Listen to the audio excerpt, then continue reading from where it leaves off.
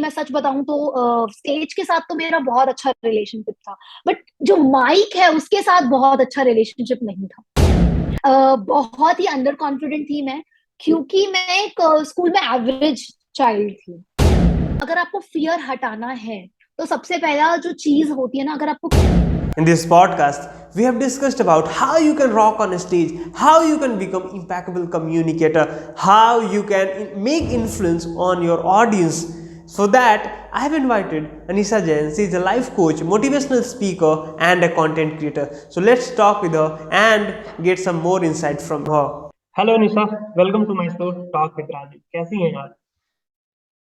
मैं बहुत अच्छी हूँ, आप कैसे हैं?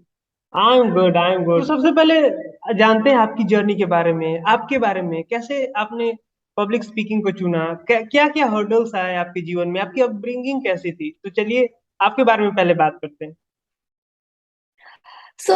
मेरी शुरुआत हुई जब मैं 6-7 साल की थी। मैंने पहली बार मैं स्टेज पे गई थी, but not as a speaker.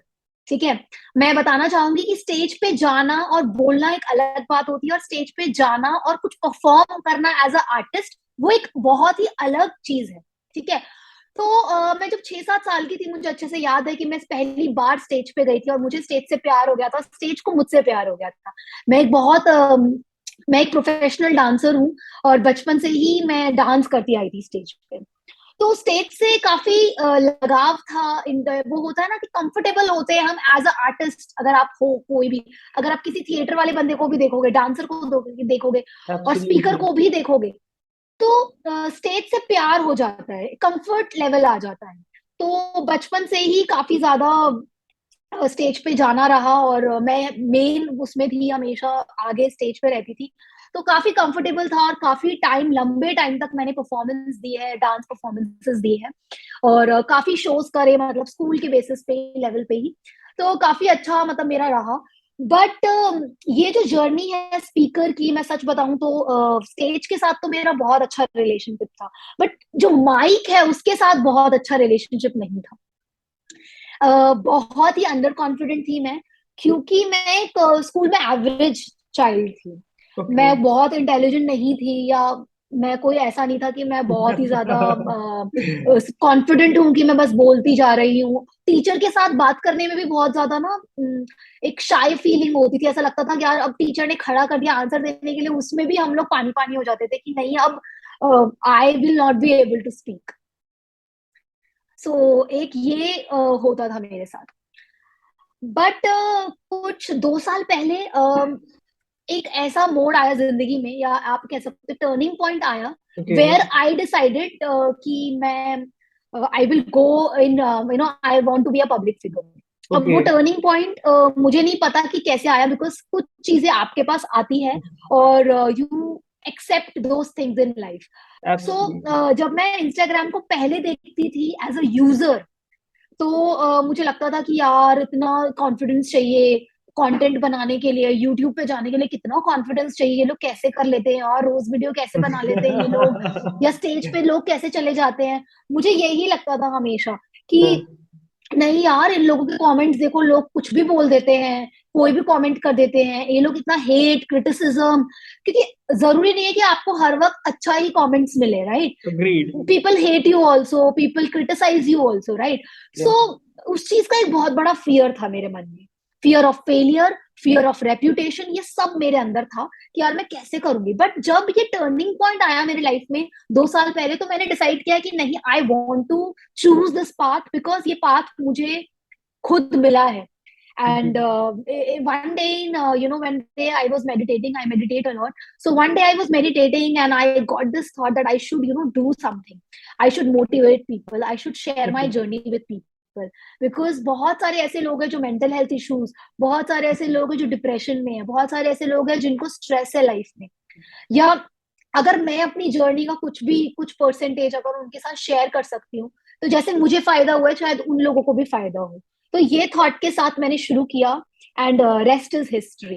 वाह वाह। तो आपने वो कैसे फियर जो होता है स्टेज पे जाने का, लोगों को फेस करने का, माइक पकड़ने का, तो वो उसको कैसे आपने टैकल किया? क्योंकि मुझे याद है जब मैं पहली बार स्टेज पे गया था ना, मेरे हाथ कांप रहे थे, मेरे पैर कांप रहे थे, पसीने छूट रहे थे। मुझे पता था कि मुझे बोलना क्या है, बट मुझे पता ही नहीं था कि बोलूं कैसे, कैसे लोगों को फेस करूं, क्या होगा, वो हंसेंगे। मुझे कुछ लोग दिख रहे थे जो मेरे ऊपर नहीं हंस रहे थे, वो अपने में हंस रहे थे, अपने में बात कर रहे थे। मुझे लग रहा था कि मेरे ऊपर हंस रहे हैं, सभी यस लोग मेरे ऊपर देख रहे हैं, क्यों मुझे इतना अटेंशन मिल रहा है। सो मैं इस चीज को ना समझ नहीं पा रहा था, और इस कारण से मुझे बहुत अंदर से डर महसूस हो रहा था। मुझे लग रहा था कि मैं कैसे बात करूं।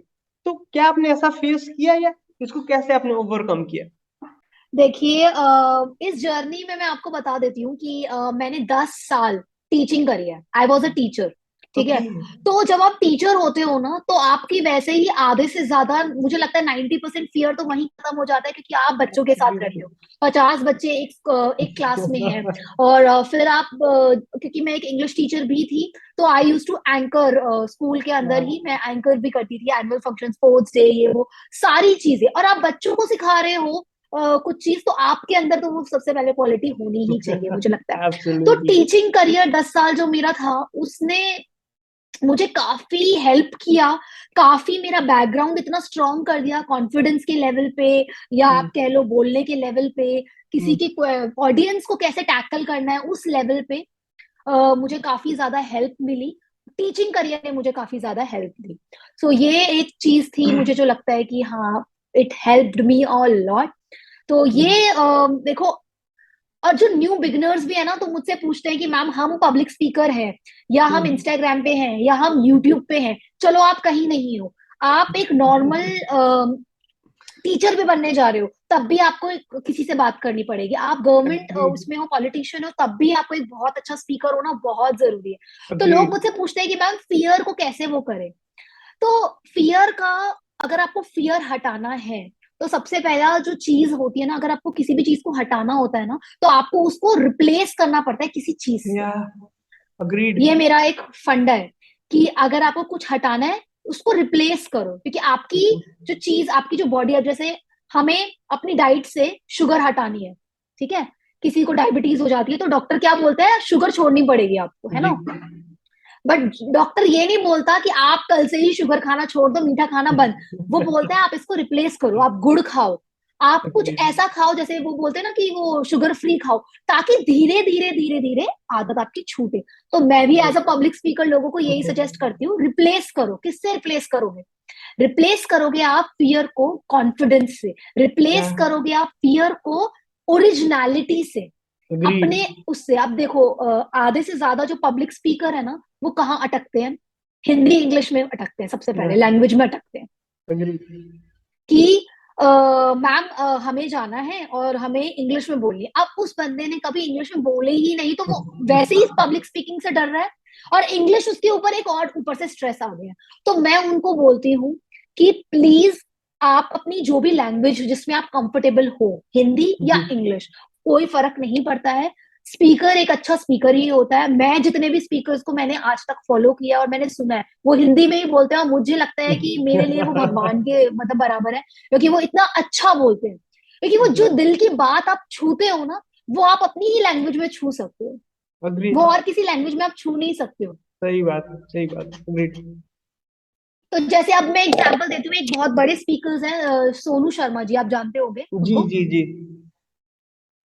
जी। तो जो सोनू शर्मा जी है, वो हमेशा एक वर्ड यूज करते हैं, वो ना थोड़ा अब्यूजिव भी हो जाते हैं कभी कभी, जी। वो साला वर्ड और ये सब यूज करते हैं। तो उनसे भी कभी, अभी कल ही मैं देख रही थी, उनसे पूछा था आप साला वर्ड यूज करते हो? तो वो जी। कहते हैं कि जो साला बोलने में जो फील है जो हमें। दिल की बात छूती है ना, वो और किसी बात में छू ही नहीं सकती। तो अग्रीड। मैं आपको ये नहीं बोल रही हूँ आप अब्यूज करो या कुछ करो, बट आप अपनी लैंग्वेज में बात करिए, ताकि आपसे लोग कनेक्ट हो पाए।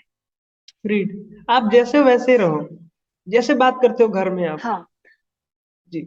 घर में बात करते हो, बट उसमें भी थोड़ा ना अपने आप को एम्पलीफाई करना पड़ेगा आपको। ऑब्वियसली आप एक इतने बड़े स्टेज पे जा रहे हो, जी। ओरिजिनलिटी रखो, बट कनेक्शन भी सिंपली। रखो, बट अपनी लैंग्वेज में बात करो, इस तरीके से बात करो कि हाँ यार। बट हाँ, नॉलेज बैक्ड होनी चाहिए, नॉलेज जरूर होनी चाहिए। अदरवाइज आप स्टेज पे गए और कुछ भी बोलना शुरू कर दिया, उससे कोई फायदा नहीं होने वाला है। तो मैं यही लोगों को एडवाइस देती हूँ, originality, knowledge and practice, practice, practice. तो यही है इसको, फियर को हटाने का। वाह, एक चीज और मैं यहाँ ऐड करना चाहता हूँ कि जैसे ना लोगों को जरूर। डर क्यों लगता है? डर इसलिए लगता है कि वो उस चीज को कभी फेस नहीं किए हुए होते। सपोज अगर मैं, आपने कभी पहली बार अपनी कॉल रिकॉर्डिंग सुनी है? कितना बुरा लगता है कि यार मैं ऐसे बोलता हूँ, इतना बुरा बोलता हूँ। हाँ। सेम चीज जब हम यस। खुद को फेस करते हैं ना, तब हमें पता चलता है कि हम एक्चुअली में बात कैसे कर रहे हैं, हम एक्चुअली में दिख कैसे रहे हैं। यस। जब हमें विश्वास होता है कि मैं अच्छा बात कर रहा हूँ, मैं अच्छे से प्रेजेंट कर सकता हूँ, मैं, मेरे शब्दों का चुनाव अच्छा है, तब हमें कॉन्फिडेंस आता है अंदर से कि यार आई कैन डू इट, अब मैं कर सकता हूँ, अब मैं लोगों यस। को फेस कर सकता हूँ। सो माय सजेशन इज कि अपने आप को फेस करना शुरू करो, अपने आप को देखो, यस। अपने आप से बात करो, अपने आप को रिकॉर्ड करो। क्योंकि अगर आपके पास कोई व्यक्ति एग्जैक्टली। नहीं है सुनने के लिए ना, खुद को सुनो, खुद को देखो। यस। और कहा जाता है कि हम बहुत खुद के अच्छी बात सबसे बड़े बोली है। जज होते हैं। तो हम खुद यस। का वीडियो को भी जज कर सकते हैं, यार आज तू अच्छा नहीं दिख रहा है भाई, तेरा देखो आज थोड़ा चेहरा थोड़ा फूला फूला सा लग रहा है, तो तू हल्का वेट कम करो अब। So this kind of thing कि यू हैव टू जज योर सेल्फ फर्स्ट। अगर कोई यस। आपको जज करे इससे पहले डेफिनेटली। आप खुद को जज करो। जैसे ना पहले बचपन में क्या होता था कि मैं पहले थोड़ा सा ज्यादा वेट था मेरा, तो लोग मुझे चिढ़ाते थे। तो मैंने खुद को देखना शुरू किया, मैंने खुद को एक्सेप्ट करना शुरू किया कि यार मैं हूं ऐसा, चल कोई बात नहीं। उसके बाद ना उनके शब्दों का असर मेरे ऊपर खत्म हो गया। और धीरे धीरे जब मुझे ये रियलाइज हुआ कि यार ये मेरे में कमी है, आई हैव टू इम्प्रूव, तो वहां से मेरी फिटनेस जर्नी स्टार्ट हुई, वहां से मैं अपने आप पे वर्क करना शुरू वाओ। किया और मेरे अंदर एक कॉन्फिडेंस आ गई। तो सेम चीज होता है यस। एक स्टेज पे, कि जब आप खुद को देखना शुरू करते हो कि यस आप में थोड़ी सी वॉइस मॉड्यूलेशन की प्रॉब्लम है, आप में बॉडी लैंग्वेज की प्रॉब्लम है, आप लोगों को फेस नहीं कर पा रहे हो, जब आप खुद की प्रॉब्लम को जब जानते हो, you will become more confident and you will become more aware about you. इस तरीके से आप अपने आप को बहुत अच्छे से प्रेजेंट कर सकते हो। दूसरी चीज मैं आपसे आपने ये जानना बहुत चाहूँ। अच्छी बात बोली है। जी। मतलब आपने बहुत ही अच्छी बहुत बात बोली है। मैं ना लोगों को हमेशा बोलती हूँ, पब्लिक स्पीकर से पहले ना आप अपनी पर्सनालिटी पे वर्क करिए। आप अग्रीड। पब्लिक स्पीकिंग का कोर्स मत करिए, आप पहले पर्सनालिटी डेवलपमेंट का कोर्स करिए। क्योंकि जब अग्रीड। आपकी पर्सनालिटी अच्छी बन जाती है ना, तो वहां से कॉन्फिडेंस, ये जो फियर है, ये सब कुछ हट जाता है। तो पहले अपनी जी। पर्सनालिटी करिए, पर्सनालिटी डेवलपमेंट करिए, उसके बाद पब्लिक स्पीकिंग में आइए। और जी। आपने एक जो बात बोली ना, एक्सेप्टेंस, या। कि अपने फ्लॉज को एक्सेप्ट करना बहुत जरूरी है, और अपना जजमेंट बना, मतलब एक्सीलेंट पॉइंट था। जी। बहुत अच्छा लगा सुन के। यस। ओके, सो अब हम बात करते हैं कि कैसे हम स्टेज पे अपने आप को प्रेजेंट कर सकते हैं। क्या क्या वो की एलिमेंट्स होते हैं आपके हिसाब से कि ये तो होने चाहिए, और ये हुए आपने तो आप बहुत अच्छे से प्रेजेंट कर पाओगे। कम बेस्ट नहीं तो कम से कम इतना कि आप अपना बेस्ट दे सकते हो। जी। ठीक है। तो मेरे हिसाब से सबसे पहले तो आप प्रिपेयर तो करके आएंगे ही। ठीक जी। है, प्रिपरेशन में आपका क्या क्या आएगा मैं बता देती हूँ। प्रिपरेशन में आपकी आएगा रिसर्च नोट्स, ये सब तो सबको पता है कि होना जी। चाहिए, ये जी। सबको पता है। मैं वो बात करती हूँ जो मुझे लगता है, जो मैं करती हूँ। सबसे पहले तो अच्छी नींद बहुत जरूरी है। ठीक है, एक रात पहले ढंग से सोइए, ताकि आप फ्रेश भी लगेंगे और माइंड भी फ्रेश होगा। जी। दूसरा, जो मैं सबको बोलती हूँ, ड्रेस अप अकॉर्डिंगली। ठीक है, या। आप किसी ऐसी ऑडियंस में जा रहे हैं जहां पे डॉक्टर्स हैं, तो आप उस टाइप के कपड़े पहनिए। आप जा रहे हैं फैशन उसमें, तो उस टाइप के कपड़े पहनिए। आपकी पर्सनालिटी डेवलपमेंट यही होती है कि ड्रेस अकॉर्डिंगली। ठीक है। अग्रीड। तीसरा जो मैं सबको बोलती हूँ, प्रेपरेशन का ही पार्ट है, विजुअलाइज करो अपने एक रात पहले, एफर्मेशन करो, मिरर टेक्निक करो। ये सब बेसिक है, सबको पता होता है, बट करता कोई नहीं है। एंड ट्रस्ट मी, ये ऐसी बचकानी बातें लगती है कि यार मिरर टेक्निक से कुछ होता थोड़ी है, एफर्मेशन से कुछ होता, तो बट पता है, आपकी वाइब्रेशन, आपकी एनर्जी इतनी हाई हो जाती है, चाहे आप 2 मिनट करो, 3 मिनट करो, 5 मिनट करो, बहुत हाई आपकी एनर्जी हो जाती है। सो मुझे अग्रीड। लगता है कि ये प्रेपरेशन का पार्ट है।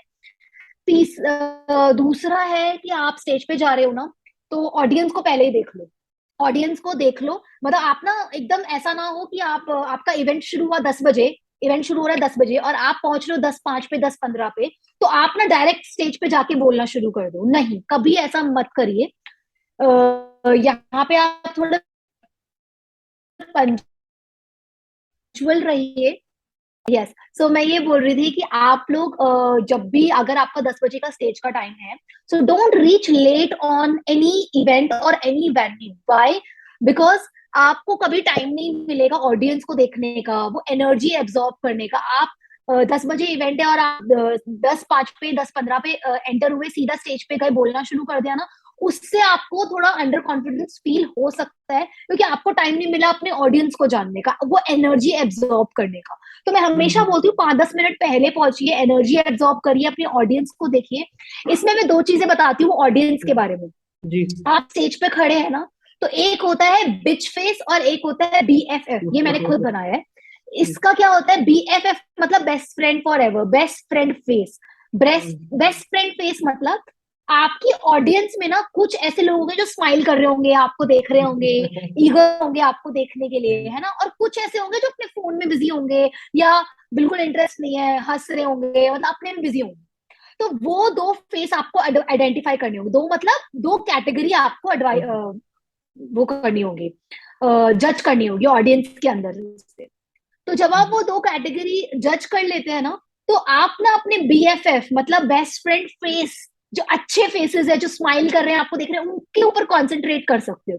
इससे क्या होगा, ये मैं हमेशा करती हूँ, इससे क्या होगा, आपका कॉन्फिडेंस लेवल हाई होगा कि यार जो मुझे देख रहे हैं ना, मैं उन्हीं पे ज्यादा ध्यान दे रहा हूँ।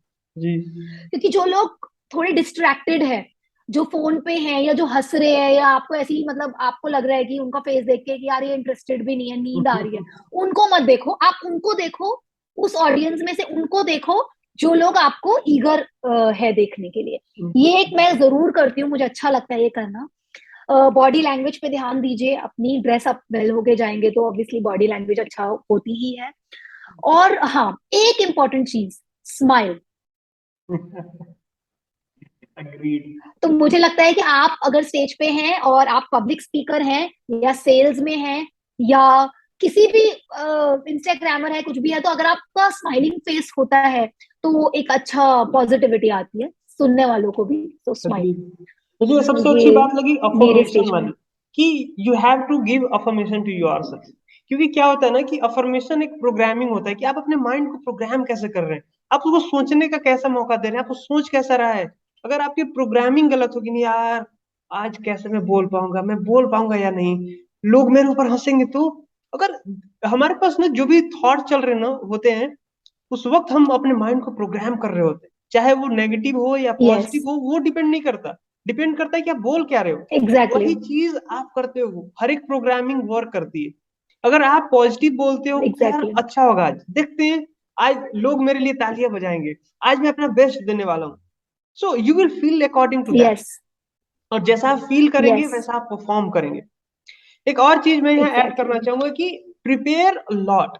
देखो क्या है कि मैं जब पहली बार स्टेज पे गया था ना, तो सबसे बड़ी चीज मेरे साथ क्या हुई थी कि मुझे पता था बोलना, इसलिए मैं थोड़ा बहुत कॉन्फिडेंट था कि मुझे पता है कैसे बोलना है। कैसे बोलना है पता नहीं था, बस ये पता था कि बोलना क्या है।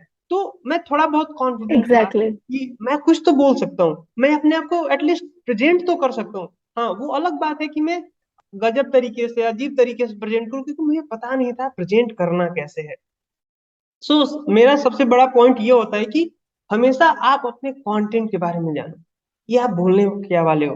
क्योंकि आपको जब यही पता नहीं होगा कि आप बोलोगे क्या, आप कॉन्फिडेंट हो ही नहीं सकते। क्योंकि कॉन्फिडेंस एक ऐसी चीज है ना, वो किसी न एग्जैक्टली, किसी चीज पे कॉन्फिडेंट हुआ जाता है। अगर मैं कॉन्फिडेंट हूँ अपने ड्रेसिंग को लेकर, तो मुझे पता है कि मैंने अच्छा पहना है, उसके बाद ही मैं यस, कॉन्फिडेंट हो सकता हूँ। अगर मुझे पता है कि मैं यस, गाड़ी के साथ स्टंट कर सकता हूँ, तो मेरे पास स्किल है, नॉलेज है, एक्सपीरियंस है, अभी मैं कॉन्फिडेंट हूँ। तो आपके पास कुछ तो ऐसा होना चाहिए जिसके ऊपर आप कॉन्फिडेंट हो सकते हो। सो आप कंटेंट के बारे में यस, बहुत अच्छे से पता होनी चाहिए। ओके, जब हम कंटेंट की बात करते हैं, यस। तो हमें आता है कि हम कंटेंट बनाए कैसे, स्क्रिप्ट कैसे बनाए।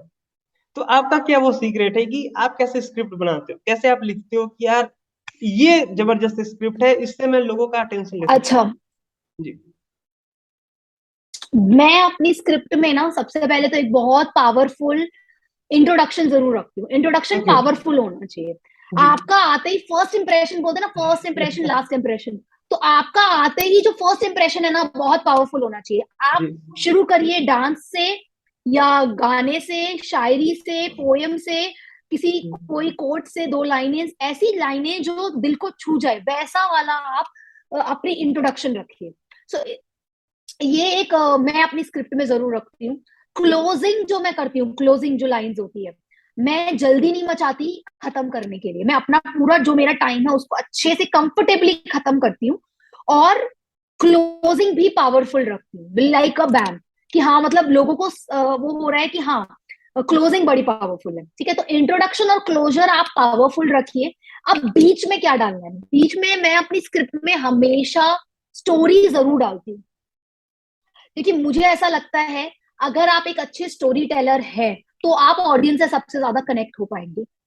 तो स्टोरी जरूर डालिए। मैं तो कहती हूँ कि 2-3 स्टोरीज डालिए, ताकि ऑडियंस ज्यादा कनेक्ट हो पाए, उनको ज्यादा देर तक याद रहेगा वो चीज।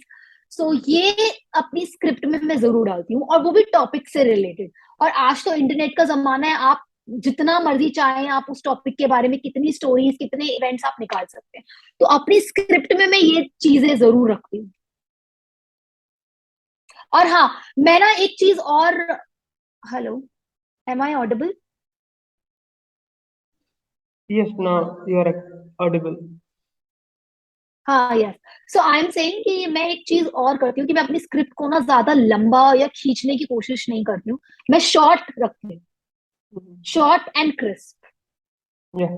So आप कुछ एक्टिविटी भी ऐड करते हो अपने स्पीच में जो ऑडियंस से आप करवा सकते हाँ, हो, वो कैसे कैसे एक्टिविटीज यस, होती है? डेफिनेटली। जैसे गेम्स हो गए, या कोई क्वेश्चन हो गया, फन क्वेश्चन।